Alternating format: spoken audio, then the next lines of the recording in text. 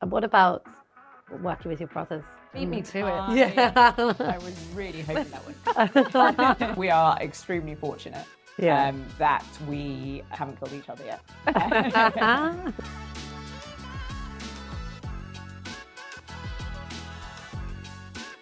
Thank you so much for joining us, Sue. Thank you for having me. It's so great to be here. And one thing that I think we'd love to know, because obviously the industry could be so chaotic and fast-paced and transient. What is that one place that I guess you find your peace? I think for me, and I suppose it's not only just been since being in the industry, it was from sort of teen years onwards. It is, I look forward to that time when I can lie on my couch in my track pants. Watching, it used to be sort of EastEnders, now it's stuff like Below Deck. Love that. Just great other shows that as proper brain switch off. That's definitely my happy place.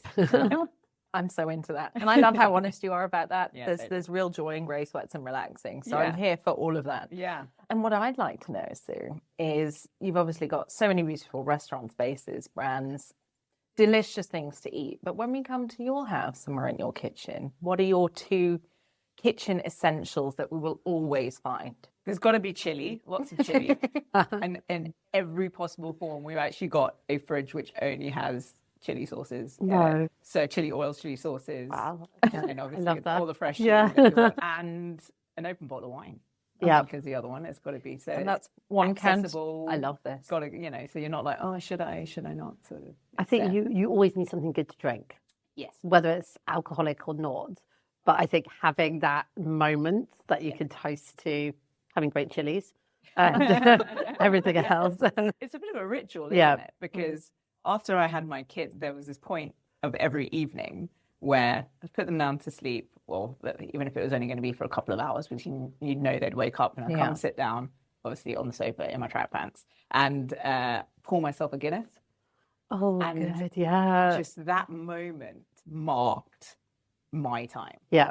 Like the start of my evening. Yeah. And so I think it's really important that you have those little sort of rituals, as it were, that makes you feel like, okay, this is me now, this is my time. Yeah, I love that. A moment to look after yourself. Yeah. Also, I know there's lots of people crediting certain pubs in London for the rise of Guinness, but having known you for a really long time now, I just want to say... I do call myself a trendsetter sometimes. Yeah, I mean, iconic. Guinness all around. Well, yeah, it's been a good 8 years now, so I'll take that one. And when it comes to people, and people I think are so important and make up, this is why the industry exists. What are those, do you have those three people that I guess influenced you or had a huge impact on your life professionally and personally? Yeah, it's a tricky one because so many people at different phases of your life sort of play a part. And I think really specific to hospitality, when I took over here at Trishna on the floor and had no idea what I was doing, I was 22, 23 years old, never worked in a restaurant before. My brother was in the kitchen and you're just kind of figuring it out as you go along, Yeah. And next door was Simon Rogan's pop-up Roganic. And there was the GM and the wine buyer, Sandia Chang. Yeah. And I had zero clue what I was doing. I was literally just making it up as you go along and kind of what felt right. And then we became good friends. And she is sort of hospitality through and through. Yeah. And it was so fascinating for me to talk about even little things as to why you serve people in a certain way. Yeah. And, and the way that she would explain things as well was sort of, when you're putting cutlery down or you're serving a plate, make it look like you're hugging them. That's sort of, as opposed to the back of your hand. And so those little things are like, oh, right, okay, I get it now. And so, and even the way that she sort of describes champagnes and wine tasting notes, it's really accessible and really sort of nice to comprehend, to understand. And it makes uses language that's really easy for people. So I think in the early days, Sandia really sort of put that spark into it for me, which was there's so much more here than just people coming to your restaurant, serving them and leaving sort of thing. So that was sort of the initial spark, I think, that was ignited. And I have Sandia to thank for that.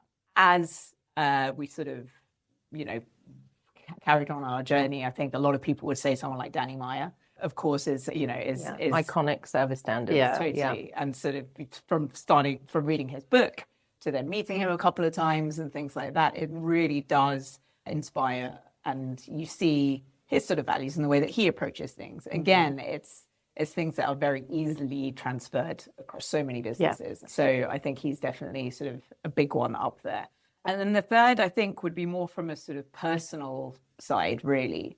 And as we've gone on our journey, it's all been very, what's the word, organic, maybe, which, aka hectic. Don't know what we're doing, let's just go, sort of thing. Winging it is another term I often use. And obviously our lives carry on.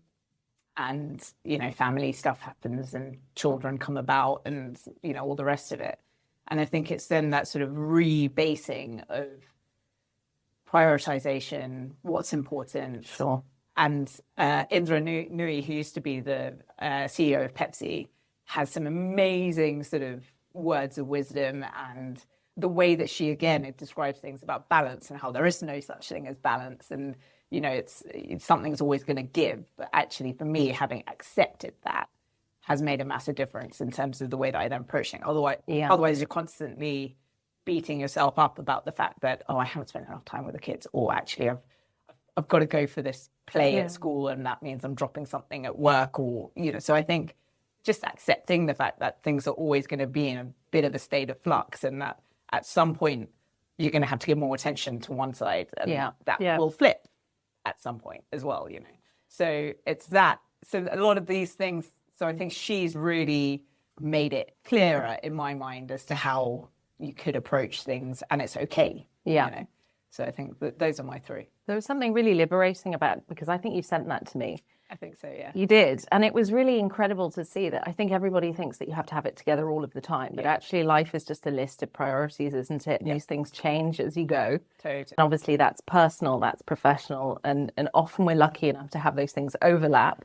And sometimes they conflict, because that's normal as well. Totally. And that we all try and find the best way to align those things so that we can optimize, performance, enjoyment, and kind of having a good time, which is also a really important part of hospitality. It's almost like, these things deep down, but then when you hear someone else say it, it's particularly someone who you sort of, look up to and idolize, you're like, okay.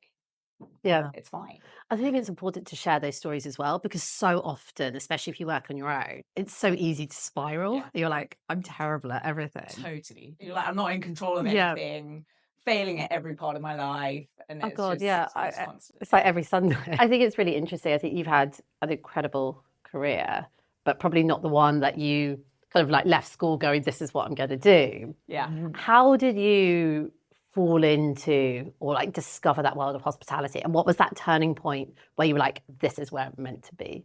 Yeah, so I studied management with German at school at university. Okay. And so as part of my degree, I had a year in Germany, and so I worked for HSBC in Frankfurt at the time, because I thought, okay, I'm no closer really to knowing what I want to do once I graduate. Let's use this as an opportunity to figure it out. And for some reason in my mind, it was like finance. I have a numbers brain, something along those lines. I had an amazing year in Germany, but finance was definitely not for me. I don't think I would have understood it in English, let alone German. So that was a small stumbling block. But it was still really, I still had a wonderful year and met some amazing people, and started to understand things a little bit better as to what direction I kind of wanted to go in, even if it was not that direction. Which is still, I think, an important part of anyone's journey. Those decisions that you then end up making, which help build upon where you really want to get to. And so when I moved back to London, we just opened Trishna the year before, about 18 months before. And my brothers said to me, well, our head chef and our general manager who opened Trishna with us were going off, and one was moving back to Austria, the other one was moving on, I think maybe back to India. And so they said, well, why don't you come and give us a hand, sort of thing. And I was in the process of applying for management consulting grad schemes. Started on the Monday. By the Friday, that was it. Applications in the bin. Wow. Okay. Here we go. Wow. Because it was sort of, I don't think I'd ever really considered hospitality as a career, because you know, particularly then, it's from school, from university, there was no representation of any hospitality companies or anyone really telling you that it was a career option, you know, or a viable career option. So I think it was when you're in it and you can see it, and what better opportunity to have when it's within your family and you get to, I mean, everything that was my degree, basically a management degree, you get to experience firsthand, and it's not with another massive company where you're so far removed from actually what impact you can have and what impact you can make. So it was pretty swift realizing that this is it. So I was very lucky that way. That's amazing. I mean, we are here at Trishna where it all began. Yes. And how many restaurants, brands, not just within the kind of Indian aspect of JKS, but how many other brands, businesses, and talent you've nurtured throughout your journey. It's been really wonderful to watch that happen, and also an increase in representation, support, value. I think as a business, you all do such an incredible job of sharing that with us all. I just wanted to ask about mentorship, talent nurture, and how you kind of feel about supporting people into our industry, and also being visible to those of us who I didn't see people like me in kitchens growing up. You know, I had no idea this was an option. And it's really wonderful to now share that with people, to say, you know, welcome, this is what you can do. These are all the opportunities in bars, hotels, restaurants. But could you share a little with us about that journey with JKS? Yeah, absolutely. And, you know, like I said, growing up and through all of the different institutions you go through, school and university, it wasn't mentioned at all. But that's, I mean, it's definitely changed a huge amount.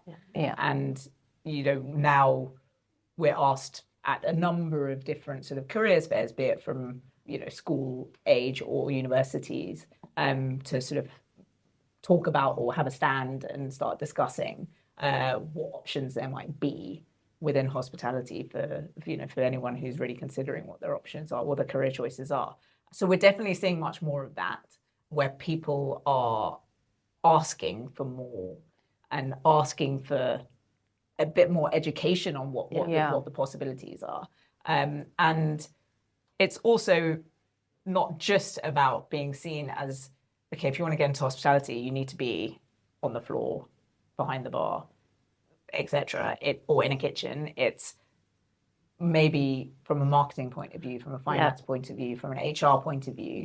You know, it's you can choose it as a sector where it's very fulfilling, and trying to debunk the myths of, well, myths or not, but it's really badly paid and the hours are awful, and you know, but there's so much more around it than that, and it's not got a good rep historically as an industry, but it's really getting through that and getting people to understand that it is so fulfilling, and it touches all of our lives every single day. So be part of it. And I think the skills that you learn, they're so transferable. Totally, So I think, you know, like you said, like when I was leaving school, it wasn't an option. But now I think you can go to people and say, look, I can travel the world. I can design my own glassware range. I, you know, judge competitions, and you get to also, you know, like you mentioned, like nurture that talent. How do you kind of come up with what's next when you're looking at like opening up a new place or coming up with a pub concept? Like, how do you get to that point where you're like, this is what we should open at this point? What's that sort of creative process like? I think it's a lot of worlds colliding. When it comes to the Indian restaurants. Trishna, Gymkhana, Brigadiers, Ambassadors, which are the 4 that we currently have in that sort of core of the group, where they're all sort of created by my brother from a concept point of view. I think he probably creates about 15 ideas a week in his head, concepts a week in his head, and they all come through various iterations before they actually come to life.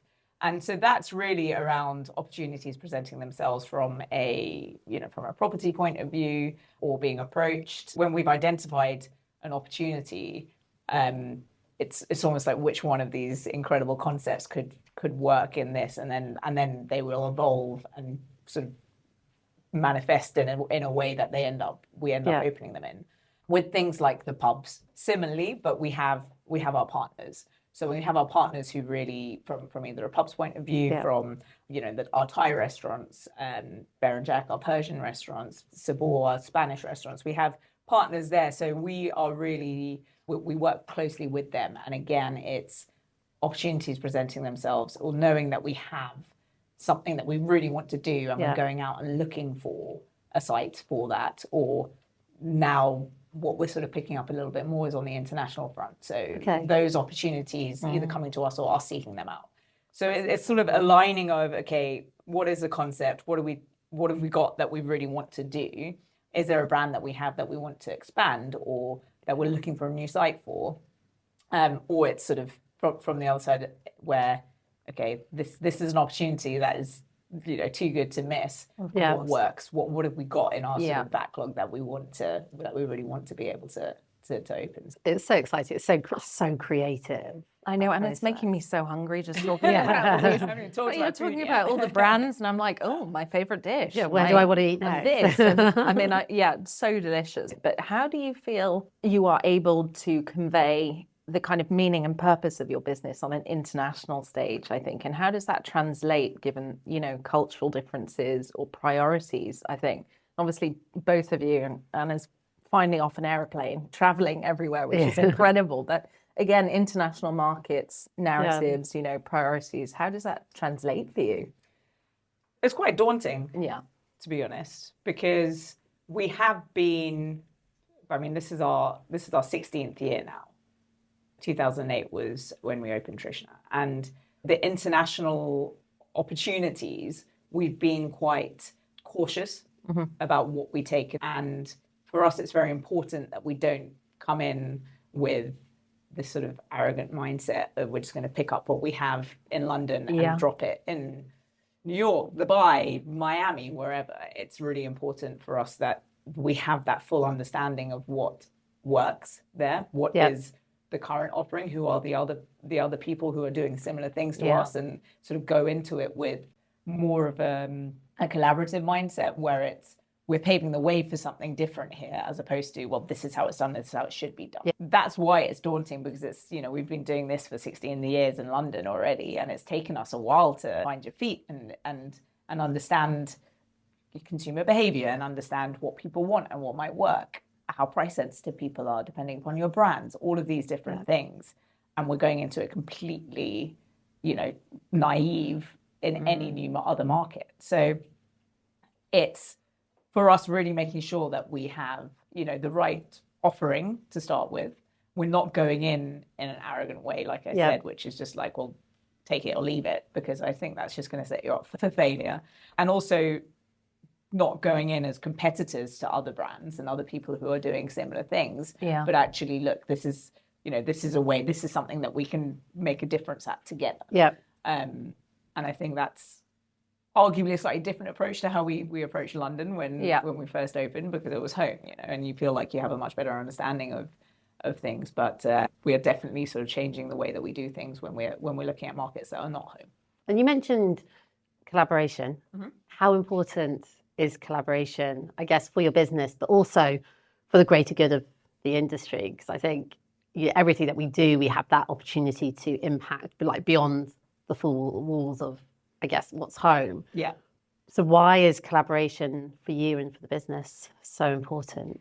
It's also something internally that we've been talking so much more about. So internal collaboration, and I think it's the reason how you can really empower more people from within the business.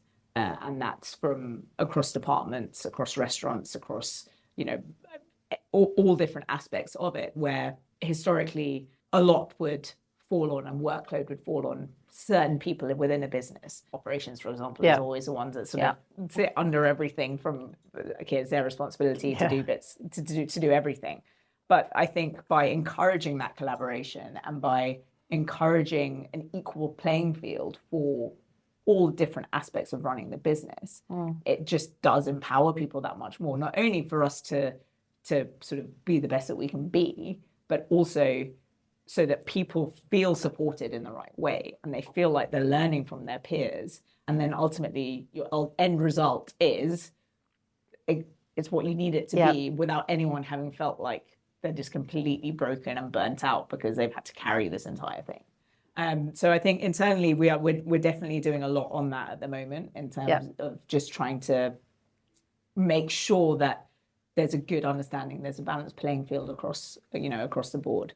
And I mean, a lot of what we've done, and I suppose how we've shaped JKS in the last 16 years has been with a lot of collaboration. So with our partners, and we will have ended up working with them for almost a couple of years before we've opened a restaurant, just to make sure that it's the right fit and that partnership is right, because it's hard, right? I mean, going into business with people that you don't know, or it's a very, very intense industry, as we all know as well. So it's really important that the fit is right and that you have the same aligned, shared vision and goals. And what about working with your brothers? Because that's a true collaboration. You beat me to it. I was really hoping that wouldn't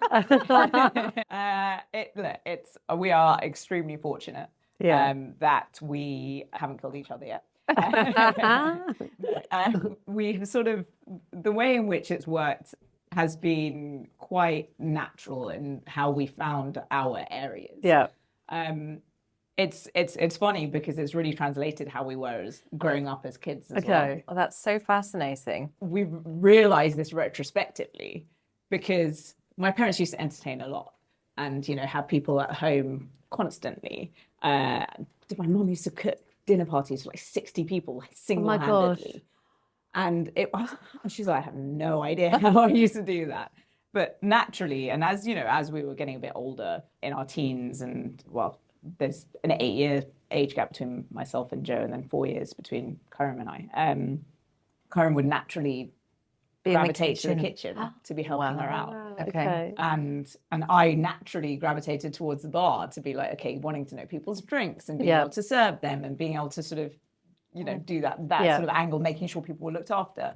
And then Joe naturally was, because he was older as well, was the one doing the chatting and the schmoozing sort of side of it. And it's funny how that sort of translated into how we are in the business today as well. Our biggest USP, I guess, is the fact that you can sit around the table, shout and scream at each other, but it doesn't matter. Means that you get to an end solution faster. You know that you're completely aligned in terms of where you want to get to. You don't have to really tiptoe around any issues. It can just be, off you go. But it does mean there's no switching off, ever. Interesting. So do those work chats happen when you're, having Sunday lunch or getting together, or do you just try and draw a real clear line between what's work, business, and then at home? Or does it seem to have anything else to talk about? Honestly. But I think when you love what you do, like, I don't know about you guys, I could talk about it forever. Totally. I'm like, this business and this and this. And my friends that aren't necessarily in that sort of world, they're just like, we talk about something else. But I think like when you love it, it just becomes part of who you are. And I think that falls into what you really interestingly said about balance. And I agree with you. I don't think it does exist. It's just this scale that you have to kind of make work. Absolutely. But when it comes to challenges within the industry, because I think we all experience different types of challenges, what's been one of the biggest things that you've had to sort of overcome, either sort of personally or sort of professionally within the industry? Because it's not always easy. No, I mean, every year there's something else that you're then having to overcome, And I think in the early days, it was obviously finding our feet, finding our purpose, finding our sort of, what is it that we're trying to do? And then obviously then you hit things like COVID, which was challenging to say the least, because you feel this, we were about 750 employees in whatever that was, March 2020. And that huge sense of responsibility of, you've got all these people looking at you being like, what now? What do we do? How do we pay our rent? How do we buy food, sort of thing? So that was obviously one of the biggest challenges we faced. And then outside of the people side of it, it's like, what the hell's going on with our business? Because overnight you literally dropped to zero. And that sort of happened before us even being told that we had to shut.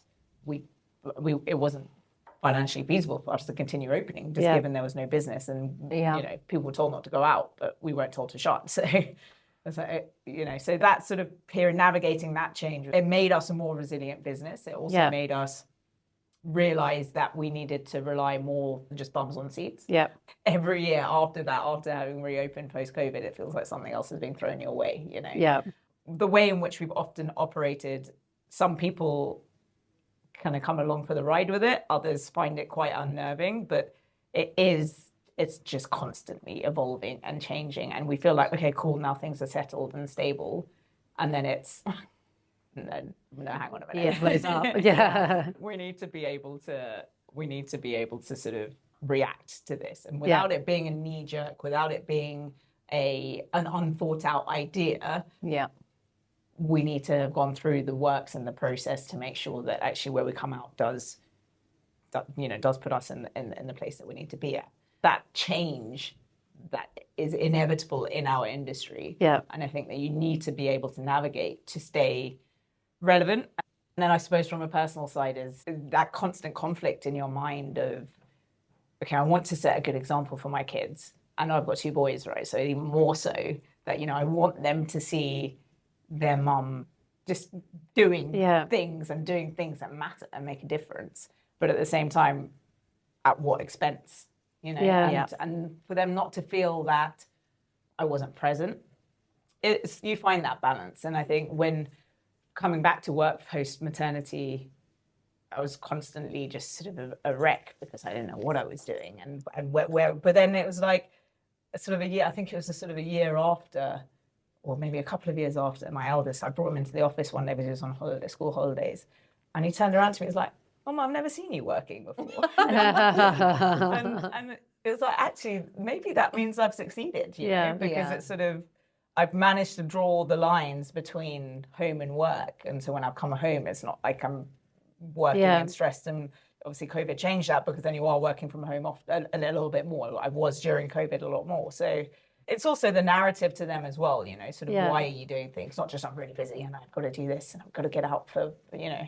But I think once you understand things, and when you do things, to talk them through, okay, what it is that you've done. This International Women's Day thing that we did in March as well, I was talking to them about it, and this is what we're doing, and this is what we're talking about, and showing them bits and pieces and the videos and things. So I think that helps as well, which is sort of getting them bought into it, which I guess you have to do with all aspects of your life, though. Oh, it's just completely. But I mean, it's just gorgeous to see with the boys as well, and it's so amazing that you make such an effort to show them all of the things that you're doing, which I think as young kids sometimes you don't really register, do you? Like, mum's busy or doing such and such, but actually you are doing some incredible things and such meaningful work. It's a joy to share that with them. Do you think they're going to come into the industry soon? Too early to tell? Too early to tell.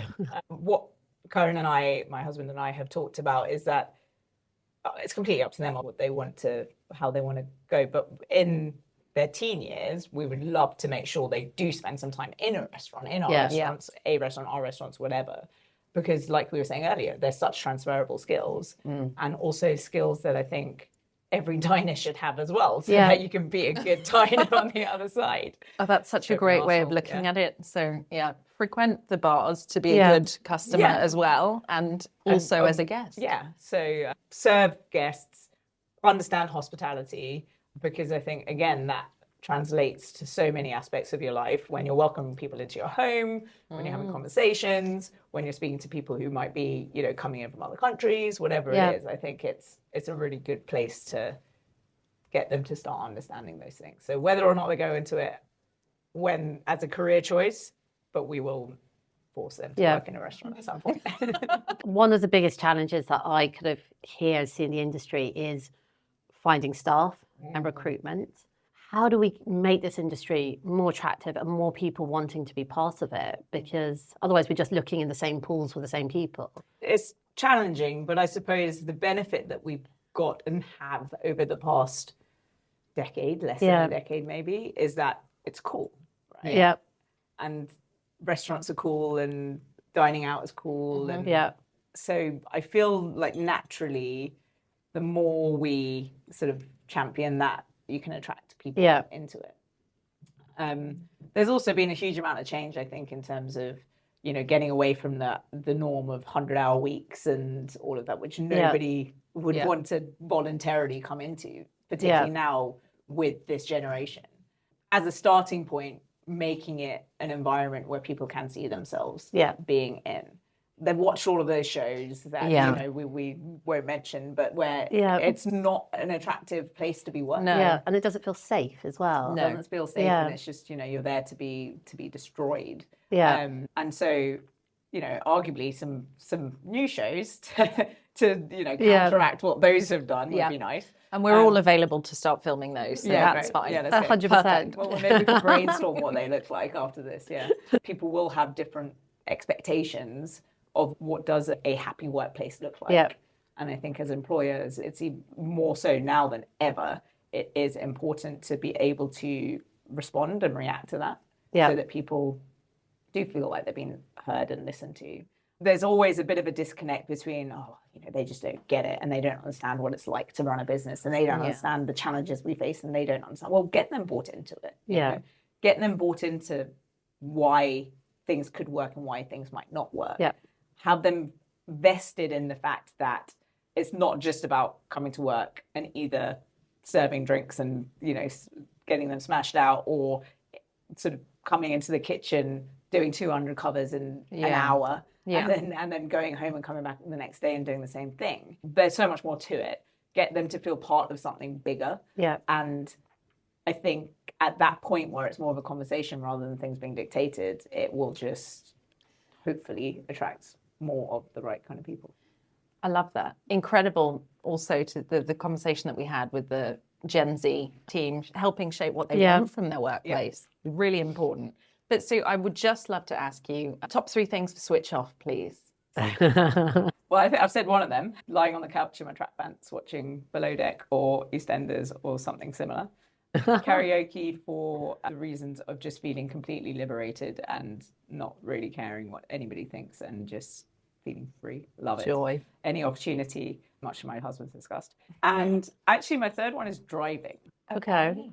And actually there's a musical element to it, but maybe it's because post-kids sitting in a car by myself is so peaceful and enjoyable, but having my playlist on, or even if it's just flicking through radio stations and finding music and just driving, I find extremely relaxing and therapeutic.